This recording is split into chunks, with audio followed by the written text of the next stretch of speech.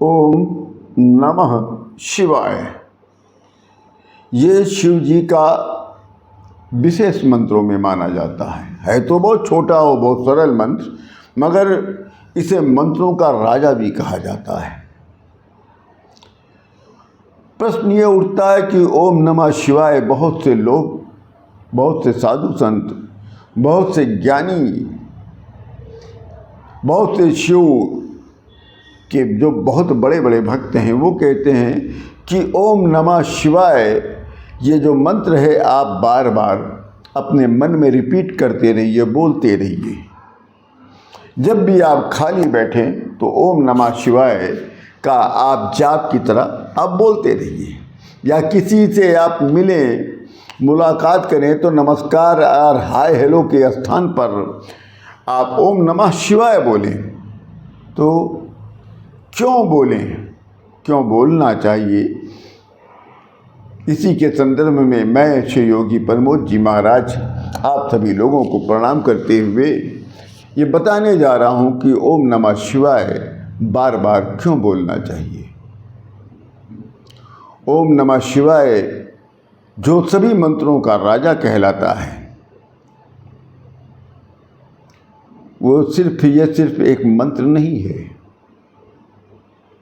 ओम नमः शिवाय जो है हमारी उत्पत्ति है, हम सब की उत्पत्ति है।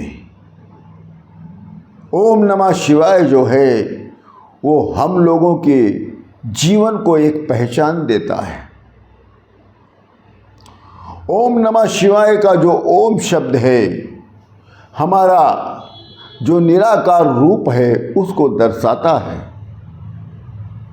जब शून्य था, जब कुछ नहीं था, तब सबसे पहले उस ज्योति के साथ ओम की ध्वनि उत्पन्न हुई थी।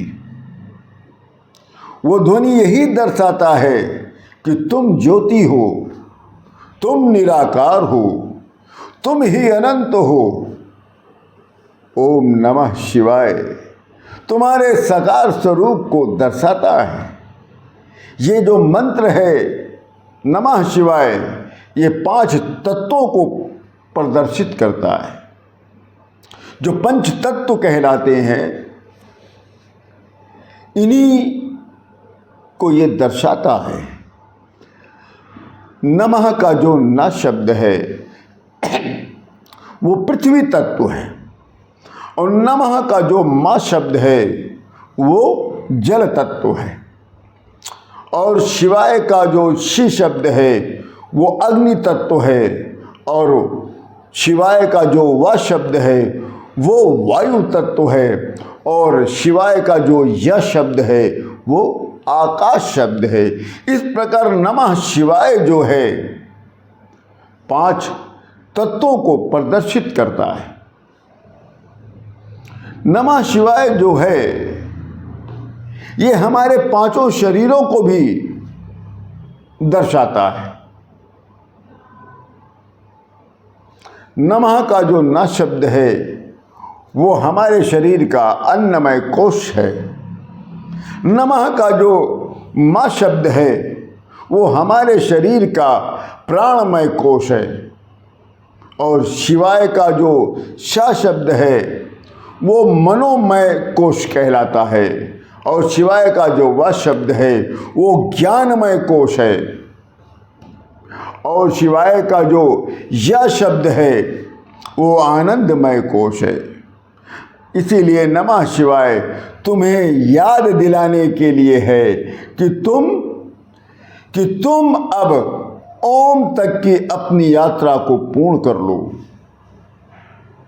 तुम्हें ओम तक की यात्रा पूर्ण करनी है, साकार से अपने निराकार स्वरूप तक, नर से नारायण तक की यात्रा को पूर्ण करना है। नमः शिवाय के निरंतर जप से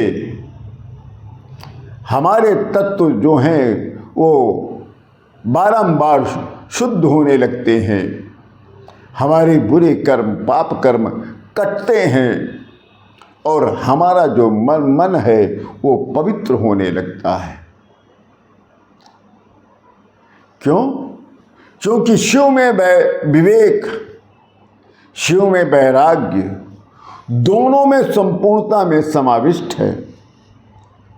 शिव का नाम स्मरण होता रहे तो स्वतः ही विवेक का तीसरा नेत्र खुल जाता है, जो शिव जी का त्रिनेत्र कहलाता है।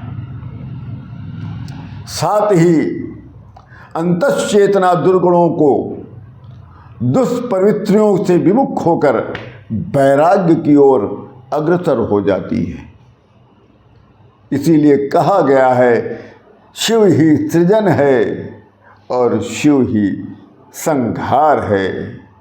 उसके लास्य में सृष्टि, उसकी समस्त सकारात्मकता का सृजन, तो उसके तांडव में संपूर्ण नकारात्मक असुरता का संहार। शिव में ही समस्त शास्त्र और शिव में ही समस्त संस्कृति, ये दोनों समाये हुए हैं। इसीलिए बारंबार बोलना चाहिए, ओम नमः शिवाय।